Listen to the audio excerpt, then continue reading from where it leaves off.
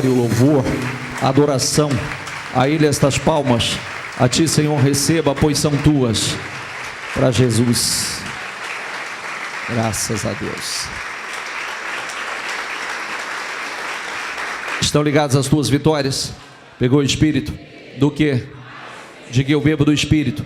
A palavra profética para 2017. 2017, diga: eu só estarei por cabeça e jamais por cauda, por cima e jamais por baixo. Diga: Deuteronômio 28, do 1 ao 14. Diga: as bênçãos da obediência, diga, vão se cumprir, vão se materializar na minha vida em 2017 e...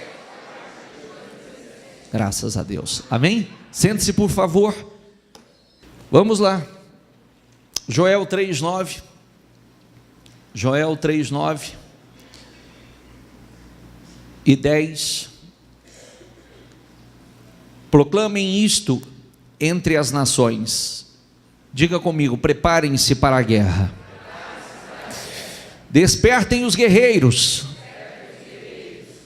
Todos os homens de guerra aproximem-se e ataquem. Forjem os seus arados, fazendo deles espadas, e de suas foices façam lanças. Diga comigo em voz alta: diga o fraco, sou um guerreiro. Diga o fraco, eu sou forte. Diga o fraco, sou um guerreiro. Diga: eu sou um guerreiro. Volta o versículo anterior. Preparem-se para a guerra. Despertem os guerreiros. Todos os homens de guerra aproximem-se e ataquem. Eu disse a semana passada que, primeiro, a paz que muitos procuram, a paz que muitos buscam, em muitos casos ela será encontrada através da guerra. Trava a sua guerra, trava essa batalha, se desperta para a guerra, porque, como eu disse, na vida de muitos, o problema que tem passado, que tem enfrentado, é totalmente ligado ao econômico. Não como uma regra, mas na vida de muitos, até o problema conjugal que muitos têm passado, a raiz dele, a solução está no problema econômico. Porque muitos casais que estão enfrentando problema conjugal, na verdade, o problema conjugal, por trás está o financeiro, está o econômico. Amém? E eu vou mostrar uma coisa importante que tem tudo a ver com isso aqui. Vai para Juízes, por favor. Diga comigo, de novo, os israelitas fizeram o que o Senhor reprova. E durante 7 anos ele o entregou nas mãos dos midianitas. É importante saber, é importante frisar, porque nós falamos isso continuamente, que Israel só perdia nessa circunstância. Só quando faziam o que Deus reprovava. Só quando estavam fazendo coisas que Deus se desagradavam deles. Todas as vezes que Israel começava a perder a batalha, todas as vezes que começavam a perder, que era entregue nas mãos dos inimigos, é porque, está ali, ó, diga comigo, de novo, os israelitas fizeram o que o Senhor reprova. Grave sempre essa palavra. Todas as vezes que algo estiver muito amarrado, todas as vezes que algo não estiver fluindo, pare e faça uma reflexão. Analise, porque muitas pessoas, infelizmente, já sabem o que dá certo. Já sabem o que dá certo, já venceram, já saíram de situações difíceis, mas começam a fazer novamente aquilo que não deveria fazer mais. Aquilo que não deu certo lá atrás e não vai dar certo agora. Grave essa palavra: não deu certo lá atrás, não deu certo no mundo e não vai dar certo agora. É um erro muito grande. São experiências que não precisam ser vividas. E durante 7 anos ele os entregou nas mãos dos midianitas. Os midianitas dominaram Israel e por isso os israelitas fizeram para si esconderijos, diga comigo, esconderijos, nas montanhas e nas cavernas e nas fortalezas. Sempre que os israelitas faziam suas plantações, os midianitas, os amalequitas e os outros povos da região, a leste deles, a invadiam, acampavam na terra e destruíam as plantações ao longo de todo o caminho até Gaza, e não deixava nada vivo em Israel, nem ovelhas, nem gado, nem jumentos. Eles subiam trazendo os seus animais e suas tendas, e vinham como enxames de gafanhotos. Era impossível contar os homens e os seus camelos, e invadiam a terra para devastá-la. Por causa de Midian, Israel, diga comigo, empobreceu tanto que os israelitas clamaram por socorro ao Senhor. Quando nós falamos sobre essa referência, esse texto, não existe nada de diferente do que acontece nos dias de hoje. Nada, absolutamente nada. Conforme eles foram entregues nas mãos dos inimigos, e os inimigos prevaleciam e saqueavam tudo que eles tinham, então o que eles passaram a fazer? A se esconder. Não só se esconder, mas esconder tudo, toda a sua prosperidade. Porque se aparecesse, os midianitas saqueavam. A última vez que eu preguei sobre isso, é uma coisa que deve te despertar, e você não aceitar. É a mesma coisa da pessoa que hoje ele não pode ter nada no nome. É a mesma coisa da pessoa que tem que esconder tudo que tem, porque senão alguém vai tomar. É a mesma coisa da pessoa que ele tem que usar o nome de outros. É a mesma coisa da pessoa que tem que colocar no nome de parentes, de amigos e etc. É a mesma coisa da pessoa que ele tem que esconder tudo que ele tem, ou tudo que conquista. Isso não está correto, não é correto e não deve ser aceitado. E enquanto a pessoa aceita e continua se sujeitando a essa situação, tem aquele que diz assim: não, bispo, eu não aceito. Mas quando eu digo eu não aceito, quando nós falamos despertem os guerreiros, nós estamos falando de despertar espiritualmente, despertar para luta espiritual, despertar para buscar a Deus. Olha o que aconteceu aqui. Israel, diga comigo, empobreceu tanto que os israelitas clamaram por socorro. Não podia ter clamado no começo? Não podia ter buscado no começo? Esse é o outro erro que as pessoas cometem. Elas vão empurrando, vão caminhando, vão se agarrando àquilo que tem para se agarrar, vão acreditando que a situação uma hora vai mudar mesmo fazendo da mesma maneira, uma hora vai dar certo, uma hora vai mudar, e vão tocando, e vão lutando, e quando se viram, já estavam morando em cavernas, escondendo em buracos, escondendo toda a sua prosperidade, e já haviam empobrecido. Por isso, o termômetro é rápido. É rápido. Quem tem inteligência é rápido para agir. Quem tem inteligência não fica, não, mas uma hora, não, opa, peraí, eu vou buscar Deus. Eu vou buscar Deus. Eu vou clamar a Deus. Não, está errado.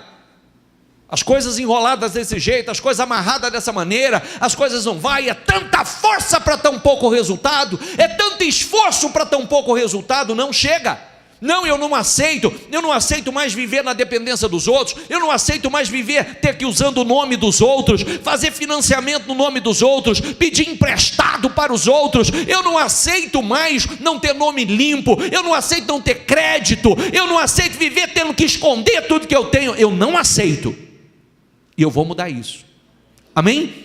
Porque enquanto a pessoa continua aceitando, vai continuar a mesma situação. Por quê? É o que eu disse a semana passada. Muitos estão inconformados com os resultados, porém numa zona de conforto nas atitudes. Estou inconformado, não aceito esse resultado, mas o que eu estou fazendo para mudar? Amém?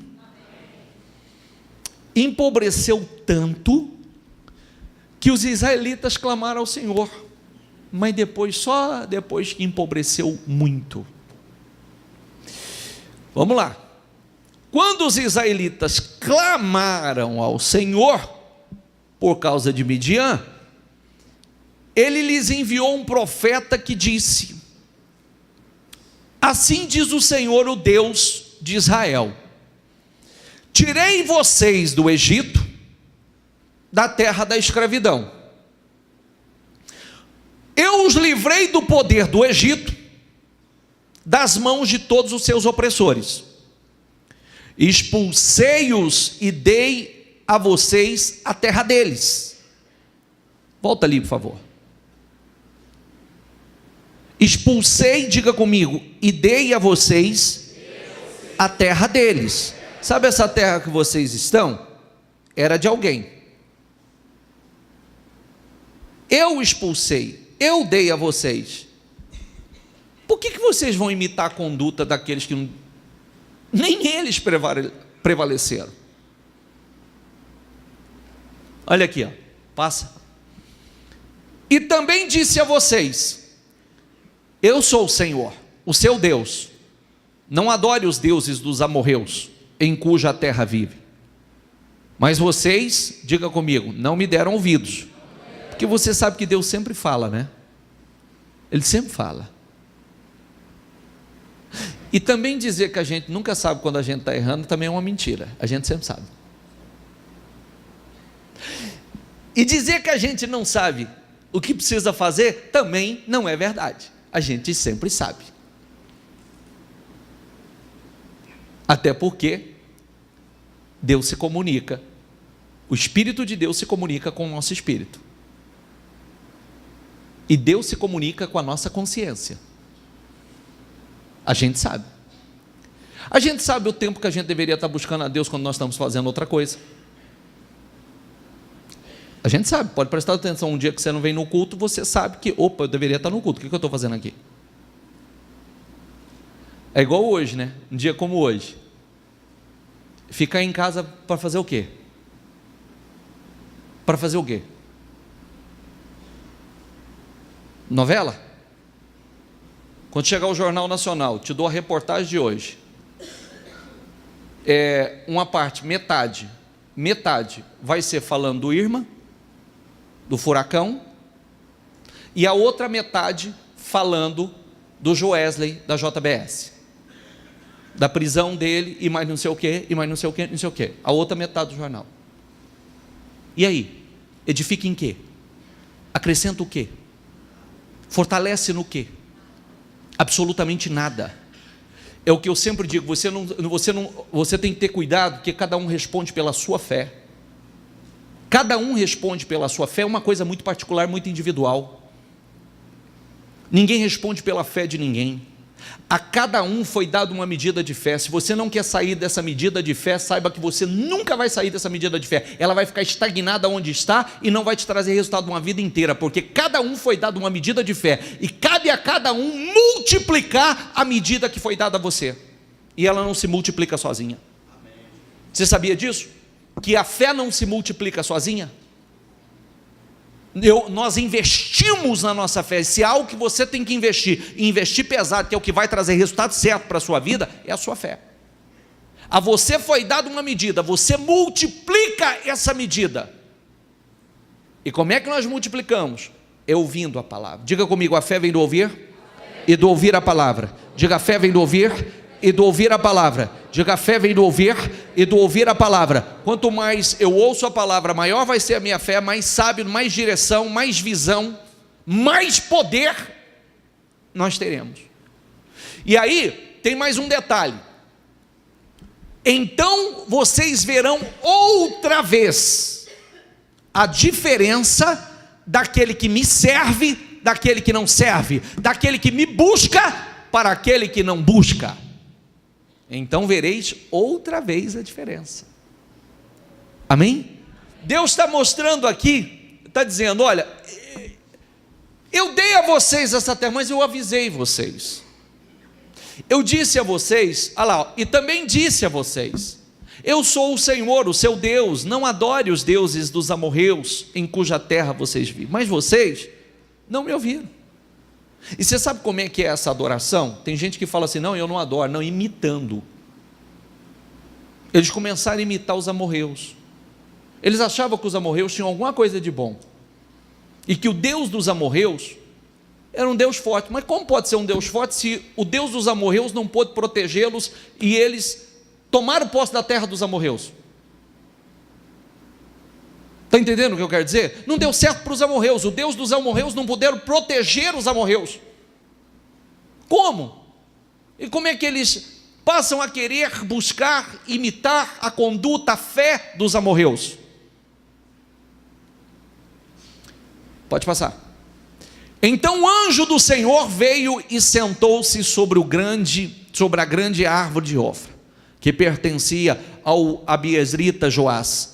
Gideão, filho de Joás, estava malhando trigo num tanque. Diga comigo, malhando trigo num tanque de prensar uvas. Então não era a era de malhar trigo, era um tanque. Escondidos também, porque estava todo mundo escondido. Para escondê-lo, diga comigo, para escondê-lo dos midianitas. Então o anjo do Senhor apareceu a Gideão e lhe disse, diga comigo, o Senhor está com você, poderoso guerreiro. Senhor, Gideão respondeu, se o Senhor está conosco, por que aconteceu tudo isso? Onde estão todas as suas maravilhas que os nossos pais nos contam quando dizem, não foi o Senhor que os tirou do Egito? Mas agora, o Senhor nos abandonou e nos entregou nas mãos de Midian, e não se tratava do Senhor e sim da atitude deles, porque geralmente a gente sempre diz assim, né? A gente diz, oh Senhor, por que isso? Oh Senhor, por que essa situação? Oh meu Deus, e o Senhor está dizendo a mesma coisa. Oh meu filho, mas por que você está agindo assim? Oh meu filho, por que você não buscou antes? Oh meu filho, eu te dei a direção, eu estou te mostrando o que fazer. É a mesma coisa. Diga comigo, Deus não erra. Diga, Deus não perde. Se você caminha na direção dele, você não vai errar. Pode ter tudo para dar errado, vai dar certo. O Senhor se voltou para ele e disse, com a força que você tem, vai libertar Israel das mãos de Midian. Não sou eu quem o está enviando? Ah, Senhor, respondeu Gideão, como posso libertar Israel? Meu clã é o menos importante de Manassés. Diga comigo, e eu sou o menor da minha família. Muda essa tradução, por favor. Ele vai dizer assim, minha família, volta ao anterior.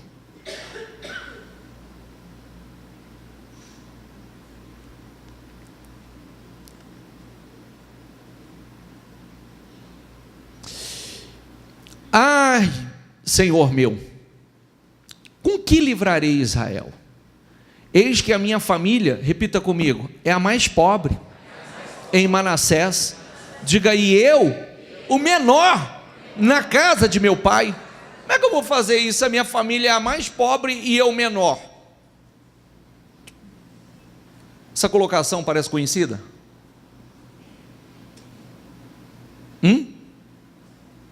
Essa colocação parece familiar? Como é que eu vou fazer? A minha família, eu venho de família pobre. Minha família sempre foi muito simples, muito pobre. Eu, o menor na casa de meu pai. Eu não tenho influência. É a mesma coisa que ele está dizendo. A minha família não tem influência e nem eu tenho influência na minha família.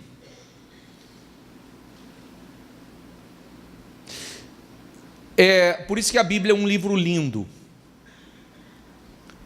A Bíblia traz essa realidade para nós. Homens comuns como eu e você. Homens que tinham tudo para não ser nada. Tinham tudo para não chegar a lugar nenhum. Que não tinham nada favorável. Pessoas como nós, histórias como a nossa. Talvez você já disse isso muitas vezes. Eu venho de família pobre. Minha família sempre foi muito simples. Como é que eu vou conseguir alguma coisa? Minha família não tem influência. Eu sou um dos menores na casa de meu pai. Minha família, lá ninguém me ouve. Ninguém me ouve. Porque eu sou menor. Eu sou menos influente. E aí, volta lá, por favor, a tradução. Eu estarei com você. É diferente. Olha o que Deus está dizendo agora. Eu estarei com você, respondeu o Senhor. E você derrotará todos os midianitas como se fosse um só homem. Agora é diferente. Antes eu não estava com você, agora eu vou estar com você. Antes era diferente, poderia não dar certo, mas agora eu estou com você. A minha bênção está sobre você. E você vai conseguir e vai derrotar esse inimigo grande como se fosse um só homem. Vai vencer fácil. Amém? Por isso que a gente tem que se transportar para o mundo espiritual. É por isso que nós precisamos nos transportar para o mundo espiritual, porque se nós vivemos no mundo natural, olhando para as coisas só de forma natural, o que nós vamos ver? Somente isso. Eu não posso, minha família é pobre, eu não tenho condições, eu não tenho força, eu não tenho influência, minha família não tem influência, ninguém me ouve, eu não tenho força para isso, eu sou tão pequeno. É o que? É a vozinha que soa lá.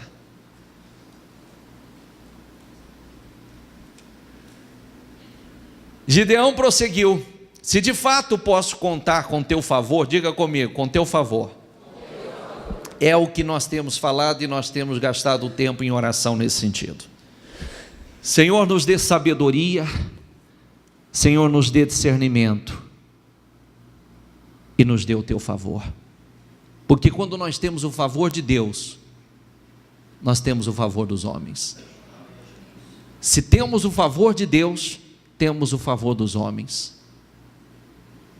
Amém? Senhor, diga comigo, Senhor, me dê sabedoria, me dê discernimento e o teu favor.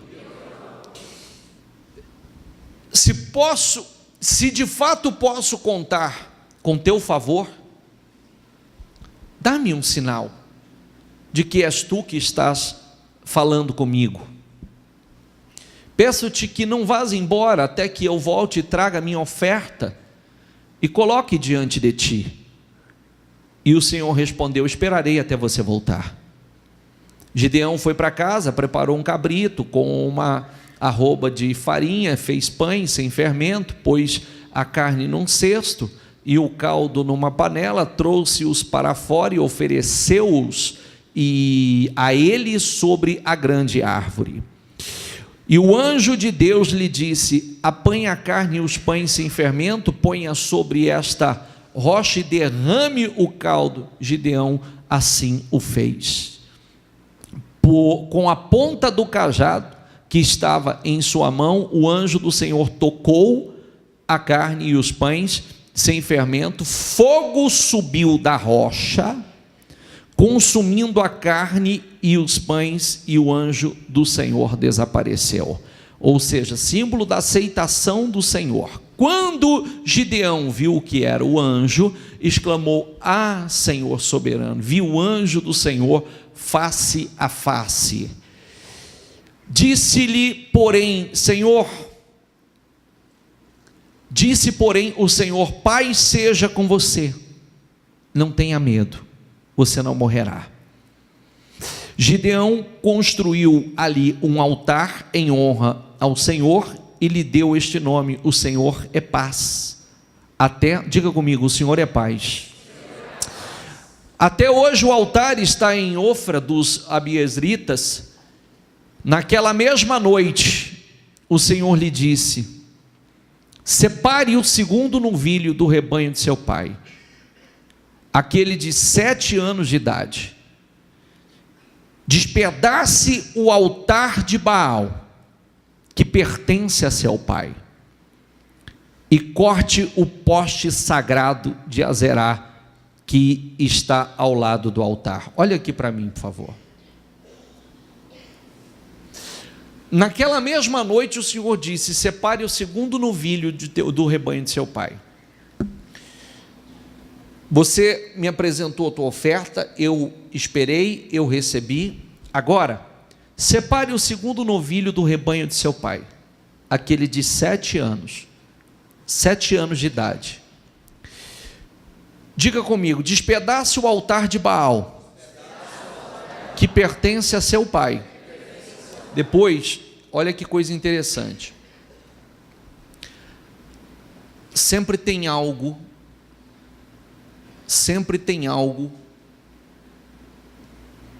que, como Gideão perguntou, né? Por que tudo isso nos sobreveio? Por que tudo isso aconteceu? Despedace o altar de Baal, que pertence ao seu pai, corte o poste sagrado de Azerá, que está ao lado do altar. Joga fora, arrebenta, destrói com essa idolatria que está aí no meio de vocês. Destrua essa idolatria que está aí no meio de vocês.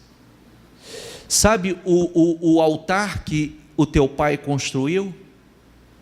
Está trazendo desgraça para ele, para a nação e trazendo para todo mundo. Destrua isso. Arrebente isso.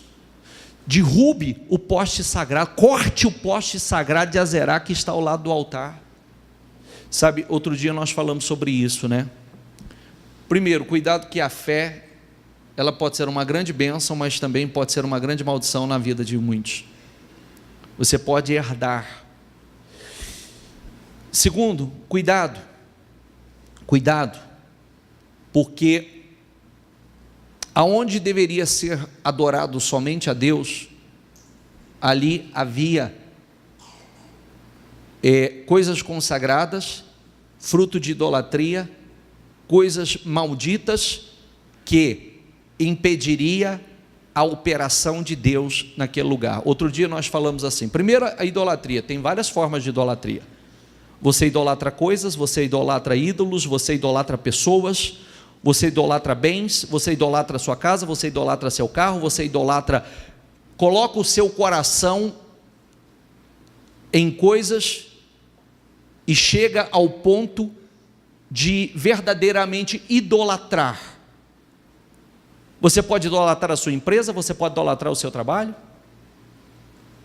e vai ocupando o lugar de Deus. Na verdade, é tudo aquilo que ocupa o lugar de Deus, tudo aquilo que faz com que a sua fé se divida. O que deveria ser dado a Deus não é mais dado a Deus, é dividido com outro. Porque às vezes a gente quer fazer a política da boa vizinhança, quer estar bem com Deus e bem com, não sei, com alguém, com o mundo. Não é verdade? E isso não funciona. Outro dia nós falamos: faça uma vasculha na sua casa, faça uma vasculha na sua empresa e olhe o que possa existir lá que impede a bênção de Deus entrar. Faça uma vasculha, porque antes de libertar o povo, o Senhor mandou: despedace o altar de Baal, que pertence a seu pai, e corte o poste sagrado de Azerá, que está ao lado do altar. E mais, separe o segundo novilho do rebanho de seu pai. Eu quero aquele. Quando Deus nos pede algo, é aquilo, é específico, é claro. Não adianta querer negociar. Não adianta querer negociar. Quando Deus fala algo, E lembrando de uma coisa importante, diga comigo: Deus não muda de ideia. E Deus não muda de ideia. E é importante que você saiba disso, que pode passar 10 anos, Ele não muda de ideia. Pode passar 15 anos, 20 anos, 30 anos, 40 anos, 50 anos, e Ele não muda de ideia. Quem tem que mudar é você. Eu gostaria de adiantar isso, porque Tem pessoas que conheceram Jesus ainda jovem, mas tem pessoas que estão conhecendo Jesus agora em idade avançada. De vez em quando a gente batiza alguns aqui com 70, 80 anos. Será que Jesus chamou só os 70 ou 80? Será que foi? Ou o Senhor chamou há muito tempo, para uma fé diferente, para um compromisso diferente, para um relacionamento diferente? E muita coisa poderia ter sido mudada, porque quanto mais rápido nós ouvimos a voz do Senhor, quanto mais rápido nós caminhamos na direção do Senhor, mais rápido teremos paz, mais rápido teremos prosperidade, mais rápido seremos cabeça, mais rápido seremos, tudo mais rápido vai acontecer na sua vida. Amém?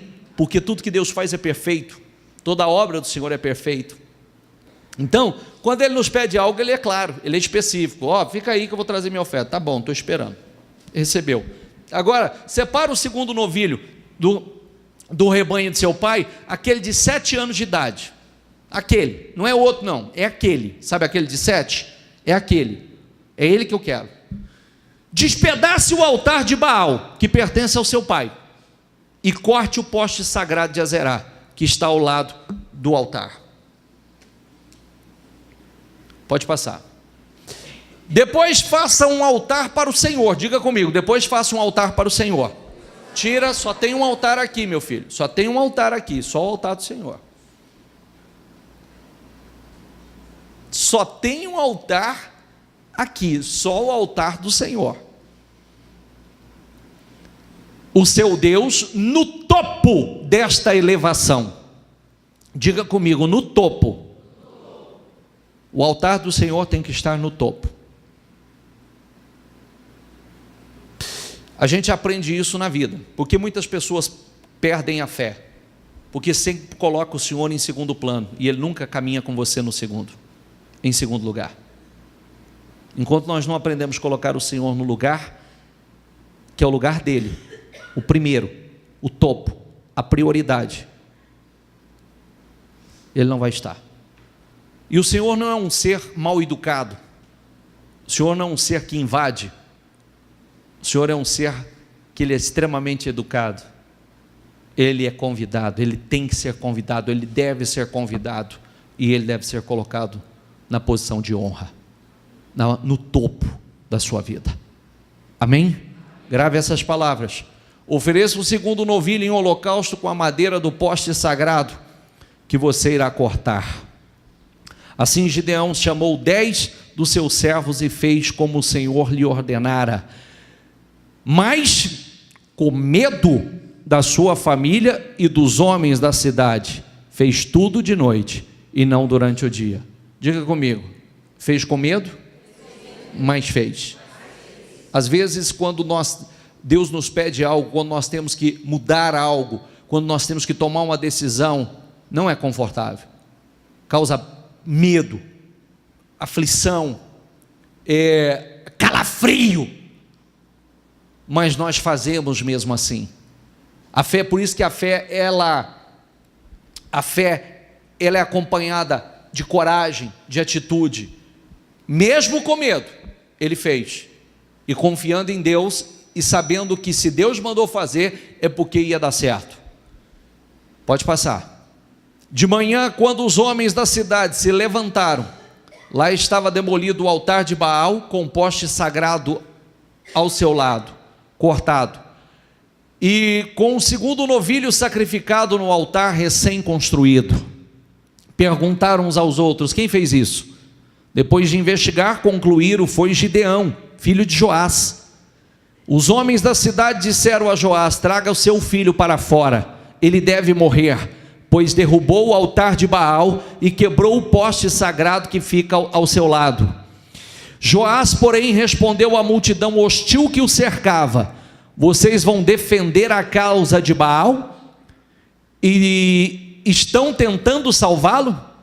Quem lutar por ele, diga comigo, quem lutar por ele, será morto pela manhã. Se Baal fosse realmente um Deus, poderia defender-se quando derrubaram o seu altar. Ele teve lucidez, teve discernimento. Espera aí, se Baal fosse Deus, não teria acontecido isso. Agora, vocês vão defender Baal, vocês vão morrer também. Olha o momento de lucidez. Peraí, se Baal fosse Deus, então que ele se defendesse. E se ele não se defendeu, é porque ele não é Deus. E vocês vão tentar defender Baal, e vocês vão entrar também. Não sei se você está conseguindo entender. Quanta gente briga por coisas, né? Brigam por alguns, né? Por uma fé, por alguns deuses que, quando na verdade, se é Deus, vai se defender. Como o nosso Deus, nós não precisamos defendê-lo. Pode prestar atenção, abriu a boca, entrega na mão de Deus, deixa lá, que você vai ver já já o tratamento, Deus colocando no lugar que precisa ser colocado. Não só quando toca em Deus, mas quando toca no ungido do Senhor. Pode ficar tranquilo, Senhor, está nas tuas mãos. Senhor, faça justiça o Senhor, defende o Senhor. E aí daqui a pouco você vê bem feitinho, caprichado. Não poderia ser melhor. Só ele sabe fazer, do jeitinho que só ele sabe fazer. Toca onde só ele sabe tocar. Naquele pontinho. Ele aperta aquele parafusinho, aquela porquinha que só ele tem a chave. Tá bom? Vamos lá. Por isso, naquela noite, chamaram Gideão de Jerubbaal, dizendo que Baal dispute com ele, pois derrubou o seu altar. Nesse meio tempo, todos os midianitas, amalequitas e outros povos que tinham do leste uniram-se aos seus exércitos e atravessaram o Jordão e acamparam no vale de Jezreel. O Espírito, diga comigo, então o Espírito do Senhor apoderou-se de Gideão, e ele com um toque de trombeta convocou os asbieritas para segui-lo. Quer dizer, aquele que não tinha influência nenhuma, aquele que não tinha peso nenhum, quando o Espírito de Deus entrou nele, quando ele tocou a trombeta, ele fez a convocação, todo mundo ouviu Gideão. Quem não tinha influência, que nem a família ouvia, quando o Espírito de Deus entrou em Gideão, o Espírito de Deus o revestiu, que é aquela colocação sempre muito importante, que é importante você, uma coisa é você na força do seu braço, na sua própria direção, outra coisa é quando o Espírito de Deus, ele toma a sua vida, quando o Espírito de Deus dirige a sua vida. Você vê que a influência, não só o poder, a força muda, mas tudo muda, a influência muda. Aquele que era pequeno, aquele que não tinha influência, aquele que nem a família ouvia, aquele que veio da família mais pobre, de repente, ele faz uma convocação e todo mundo ouve a sua convocação, atende a sua convocação. Amém, pessoal? E mais uma coisa, eu teria mais coisas para ler aqui. Levantou um exército para lutar com Gideão, 32 mil homens. O Senhor disse assim: é muito para eu dar vitória a vocês. Diga no meio do povo aí, quem tiver com medo, quem for covarde pode voltar.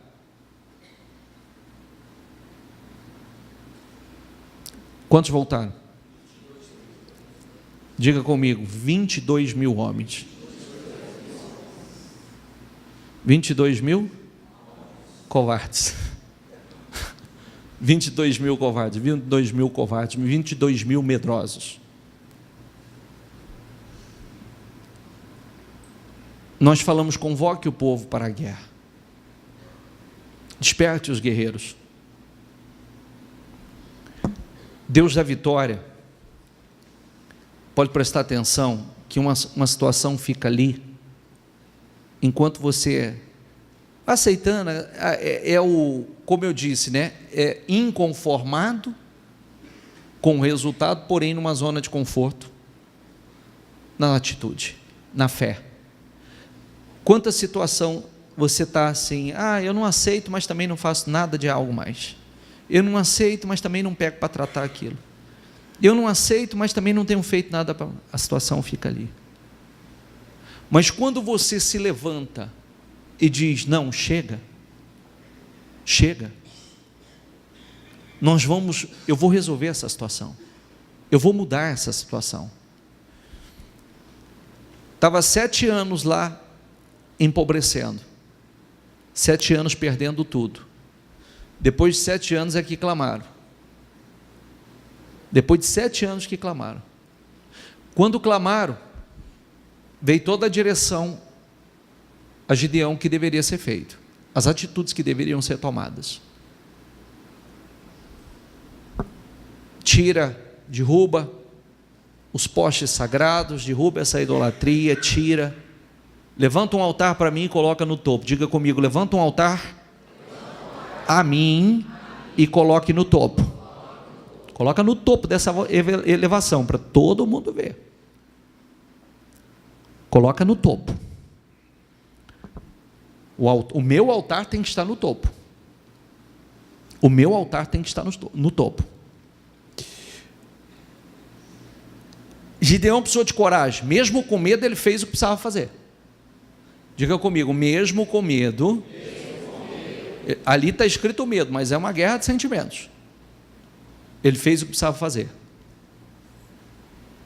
Por que eu estou detalhando isso? Eu nunca ensinei que você venha à igreja, e tem gente que ensina, por isso tem mais cristão derrotado do que vitorioso. Eu nunca ensinei que pelo simples fato de você chegar na igreja, não precisa mudar nada, não precisa fazer nada, só pelo simples fato de você estar aqui, tudo vai mudar na sua vida. Mentira. Mentira, e está cheio de mentiroso por aí. Não. Nós não precisamos de uma vitória. Nós precisamos de uma vida vitoriosa. É verdade ou não é? Não é uma vitória, e sim uma vida vitoriosa. E uma vida vitoriosa requer atitudes realmente dirigidas pelo Espírito Santo. Eu preciso estar atento, um alto nível de sensibilidade àquilo que Deus quer. Porque tudo o que eu quero, Deus pode fazer. Isso nós sabemos. Tudo o que eu quero, tudo o que eu preciso, Deus pode fazer, não só, mas muito além do que eu quero, eu necessito. Mas, muitas vezes o que acontece é que existem coisas impedindo que Deus faça aquilo que Deus precisa fazer. Eles estavam lá, perdendo, sendo saqueados, porém, estagnados. Estavam lá, dizendo, mas eu não entendo porque tudo isso veio. Claro que entendia. Sabia, tem aí altar no meio de vocês, está aí no altar do seu pai, aí, ó, altar de Baal, poste sagrado de Azerá, está tudo aí no meio de vocês, derruba tudo isso. Derruba tudo isso. O Espírito do Senhor, mesmo Gideão se sentindo incapaz, vindo de uma família pobre, e ele sendo o menor, o menos influente na sua família, o Senhor disse, agora é diferente, eu estou com você. Grave essa palavra, diga comigo, eu estou com você. Tudo muda. É a mesma coisa, você pode ter tentado algo, dezenas de vezes, ter dado todas as dezenas ter dado errado. E quando o Espírito de Deus, quando Deus é com você, você tenta a mesma coisa que você já tentou antes, e agora na bênção de Deus, quando Deus é com você, o resultado é diferente. Está entendendo o que eu quero dizer? O resultado é diferente. Às vezes até a pessoa diz assim, não, eu já tentei isso, mas tentou do teu jeito, da tua maneira, na força do seu braço, e na sua própria direção, e fora da direção de Deus. Mas outra coisa é você tentar na bênção, cheio do Espírito de Deus na tua vida. Aí é outra história, o resultado é outro, a influência é outra, o poder é outro sobre a tua vida. Tudo muda, o resultado muda. Covarde não vence. Você vê que o Senhor, a Bíblia está repleta de versículos falando sobre isso. Não tenha medo, Deus não nos deu espírito de temor, de covardia. Não seja covarde. Grita aí no meio do povo, quem for covarde e for medroso, volta. Gritou, 22 mil voltou. 22 mil não participaram daquela vitória. 22 mil, mesmo fazendo parte do mesmo povo, não viveram aquela glória. Depois o Senhor disse, ficou 10 mil homens, o Senhor disse, é muito para eu dar vitória. Você vê que não é a quantidade. É isso que eu quero que você entenda. O primeiro versículo que eu li com você, prepare-se para a guerra, convoque os guerreiros. Foi isso ou não foi? Forjem dos vossos arados, façam deles espada, e das vossas foices façam lanças. Você vê que parece que a gente não tem grandes recursos, mas quando a bênção de Deus está sobre nós, ainda que a pessoa ele não tenha a estrutura que ele achava que precisava ter, quando o Senhor está dizendo isso, vocês vão lutar, vocês vão forjar, fazer dos arados foice, e eles não tinham um armamento adequado, eles iam lutar com o que tinham, era com o que tinham, mas Deus ia dar vitória. Às vezes a gente diz assim, eu não tenho uma grande estrutura, eu não tenho faculdade, eu não tenho um bom escritório, eu não tenho funcionários, eu não tenho, mas Deus dá vitória com o que você tem, Deus opera com o que você tem, Deus faz coisas grandes com o que você tem. Às vezes a gente só fica olhando para aquilo que não tem, quando na verdade nós já temos mais do que o suficiente, o resto será consequência. As coisas podem mudar na sua vida, acontecer com aquilo que você tem, ainda que não seja um grande exército. Aqui não era um grande exército, as armas de guerra não eram armas adequadas, mas Deus deu vitórias, amém? Porque quando você está na direção de Deus, quando você confia em Deus, quando você mostra a Deus, quando você fala, Senhor, eu não tenho, mas eu tenho o Senhor, eu não tenho uma grande estrutura, mas eu tenho o Senhor, eu não tenho um grande exército, mas eu tenho o Senhor, eu não tenho armamento adequado, mas eu tenho o Senhor, e o Senhor pode me dar vitórias grandes, extraordinárias, com aquilo que eu tenho, porque eu tenho o Senhor. A coisa mais importante é o Senhor, porque quem faz do pequeno grande é o Senhor, amém? O Senhor diz, leva o povo para beber água, quem beber água como o cão, manda voltar também. Voltou, quanto? 9.700, restou então quantos? 300 homens. Deus queria mostrar que a vitória não viria pelo exército dele, pela força deles, a vitória, a bênção viria de Deus. Você já viu uma situação quando ela vai chegando num ponto, você não tem mais aonde ir, você não tem mais o que fazer, você já fez de tudo e você não tem mais o que fazer? É Deus mostrando que não vai vir da sua habilidade, da sua capacidade, da sua força, vai vir dele. Ele quer mostrar a você, confie em mim, sou eu que vou dar vitória, seja com pouco ou seja com muito, quem dá vitória é o Senhor, amém? E Deus deu uma grande vitória, ou seja, aquela situação que há 7 anos estava ali, 7 anos perdendo, 7 anos sendo saqueado, 7 anos empobrecendo, acabou, mudou, chegou o fim, só começou ali despertando um guerreiro. Tanto é que o anjo falou a Gideão, guerreiro valente, guerreiro valoroso, despertou, e Gideão despertou o resto. Às vezes começa a obra por um, tinha 22 covardes, quando gritou, certamente um levantou, falou, gente, vocês me desculpem, mas, e foi virando as costas, 22 acompanhou. Mas o despertamento começou com um. Você deve ser esse. Você deve ser o Gideão. Você viu que enquanto Gideão também não foi despertado, a nação inteira sofreu. Está entendendo o que eu quero dizer ou não? Uma casa inteira sofre, uma empresa inteira sofre. Se tiver lá 32 mil covardes, são 32 mil covardes fracassando, perdendo, sendo roubados. Mas se levanta um,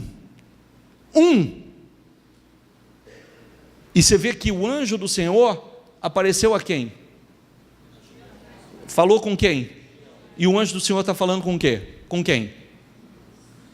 O anjo do Senhor está falando com quem?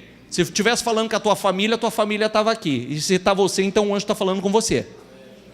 Entendeu? Se Deus quisesse falar com a tua família, com os teus parentes, com os teus funcionários, ele estava falando com ele. Mas ele está falando com você. O despertamento começa por um. O Senhor falou com Gideão, Gideão creu, e através de Gideão, ele despertou outros. Vamos lutar, vamos reagir, vamos mostrar, vamos mudar essa situação. Chega de perder, chega de ficar, chega de viver escondendo as coisas, chega de viver sendo saqueado, chega. Nós não vamos esconder mais nada. Nós não vamos viver igual bicho escondendo, como ladrão, como bandido, escondendo. Você vê que o diabo faz isso com muitas pessoas hoje. Ela vive como bandido. Hoje eu pregava sobre isso na rádio, eu ficava pensando, né?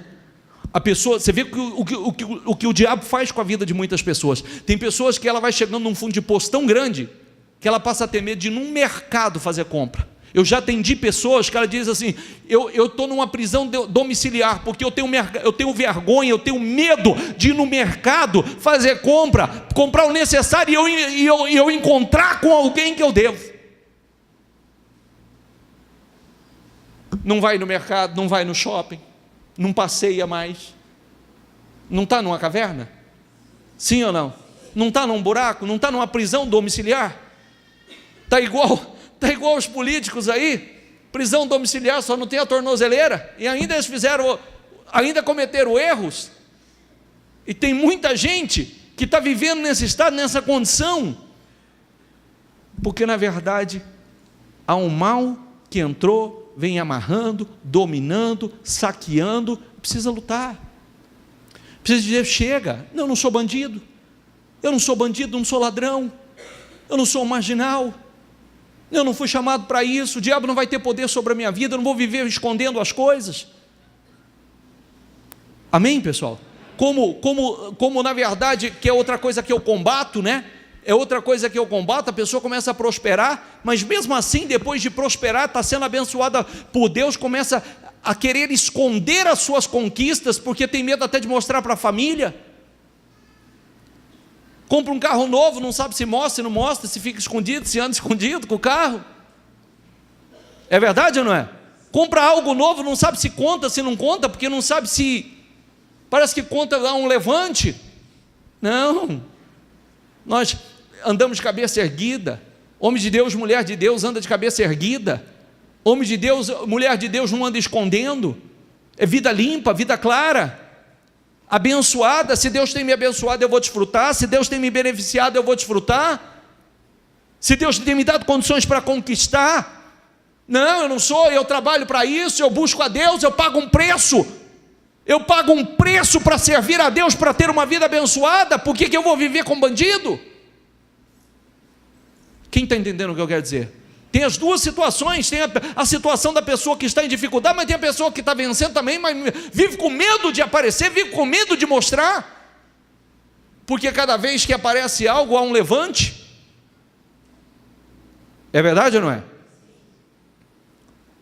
Fique em pé, por favor.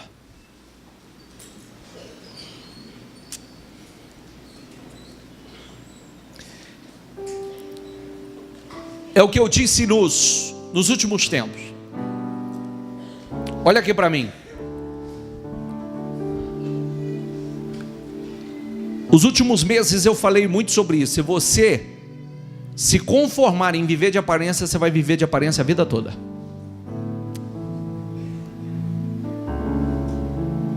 Você vai colocar dentro de você que você não vai viver de aparências. Você vai colocar dentro de você que a sua vida vai ser uma realidade e não uma farsa. Se você é próspero, você é próspero. Você é abençoado, você é abençoado. Eu não vou fingir que eu sou próspero. Eu não vou fingir que eu sou abençoado. Não. Eu vou viver. Minha vida vai ser uma vida abençoada. Eu viverei uma vida abençoada. Não aceito viver perdendo. viver sendo saqueado por algum medianita da vida aí. Não aceito viver escondendo as coisas que eu tenho. Tanto pode ser escondendo, porque se alguém vê, toma. Não aceito mais sempre essa situação, sempre no nome de alguém, sempre as coisas no nome. Não, vou pegar para valer. Eu quero acertar tudo isso. Eu quero minha vida limpa, quero minha vida zerada, quero andar de cabeça erguida. Às vezes dá trabalho, mas quando a gente pega para tratar, Senhor, eu não aceito, eu quero agora, assim como depois de 7 anos eles clamaram o Senhor, mas demoraram 7 anos, eu também demorei, Senhor, mas eu quero essa situação mudada. Agora eu quero, chega de perder, chega de ser roubado, chega de ser saqueado, chega de viver escondendo as coisas, chega de fracasso, chega de derrota, chega de miséria. Chega. Eu vou colocar o Senhor, se lá no meio que eu estou existe ainda um altar para Baal e um poste para Zerá, estou derrubando eles. Vou colocar o Senhor no topo. Teu altar vai estar no topo. Todo mundo vai ver na minha vida, todo mundo verá. No topo, lá em cima. E não importa se você vem de família pobre, não importa se você é um dos menores na sua casa, se você não tem crédito, se você não tem influência. Você vê, quando a bênção do Senhor está sobre a vida de uma pessoa, tudo muda.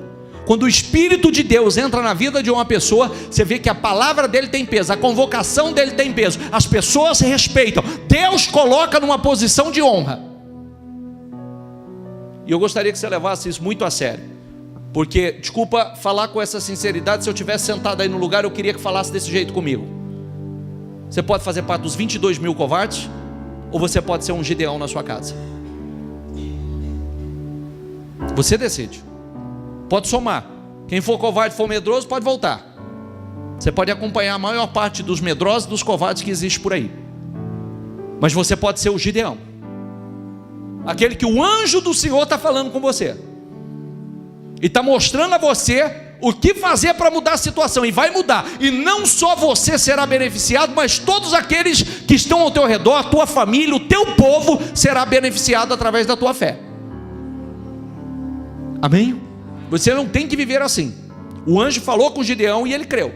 Teve medo, como muitas vezes a gente não sabe nem o que vai fazer. Como ele mesmo disse: Senhor, mas como? Minha família é mais pobre, eu sou menor, ninguém nem me ouve. Não, mas agora eu sou contigo. Eu sou com você. E você vai fazer o que eu estou mandando fazer, você não vai ter medo e vai dar certo. Foi fácil? Não, não foi fácil. Quiseram matar ele? Realmente quiseram, mas puderam? Sim ou não? Não, porque ele confiou em Deus. Se levantou por ele tentar fazer o certo? Se levantou. Houve o levante quando ele assumiu aquela postura? Houve o levante. Mas deu no quê? Em nada. Porque Deus era com ele. O Senhor falou: eu serei com você. E aí, só para concluir, com 300 homens, o Senhor deu a direção como ia aquele exército gigante.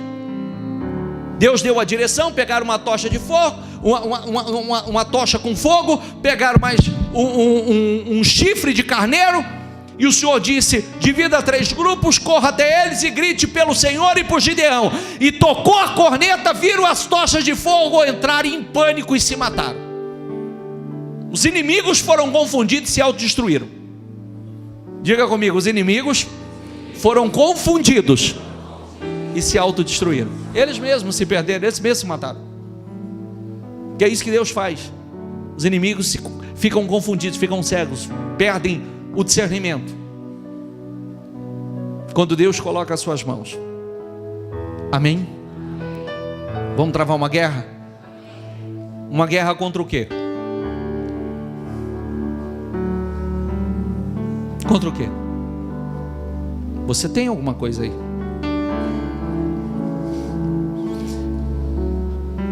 Eu vou travar uma guerra, bispo. Eu não aceito mais viver endividado.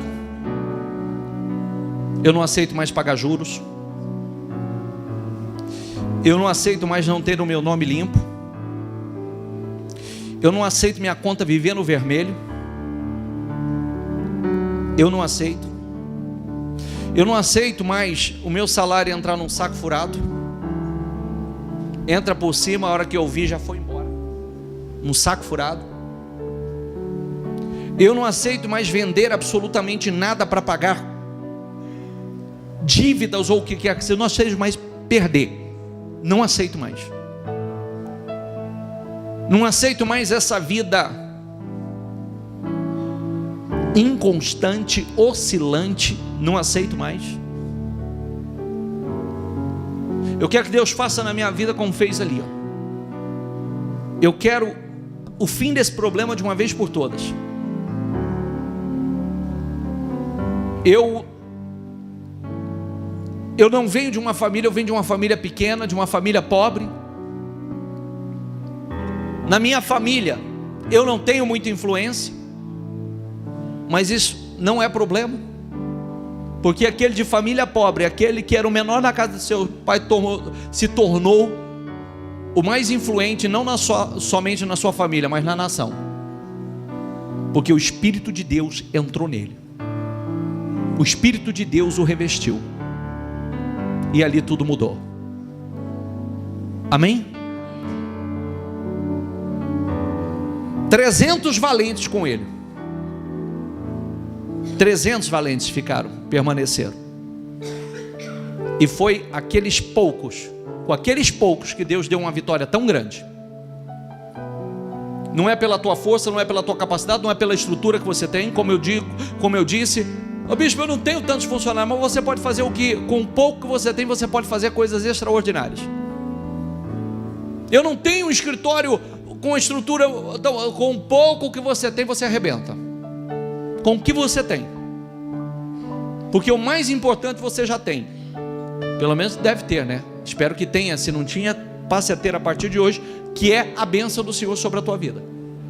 E a partir dali é questão de tempo para você ir tomando um outro rumo e outras medidas, e para uma outra medida, uma outra proporção. Amém? Convoque os guerreiros. Convoque, despertem os guerreiros. Chame para a guerra. Nós estamos chamando para uma guerra. Uma guerra contra tudo isso que nós falamos agora, e deve ter algo mais que eu não citei aqui. Mas você sabe. Você sabe, se pegar agora para resolver essa situação, vai resolver, vai mudar, e vai mudar em definitivo. Amém? Porque Deus vai eliminar de uma vez por todas. Deus vai exterminar da sua vida. Ali chegou, naquele dia chegou o fim. Aqueles que viviam saqueando, roubando, tirando deles, aqueles foram eliminados de uma vez por todas. Amém?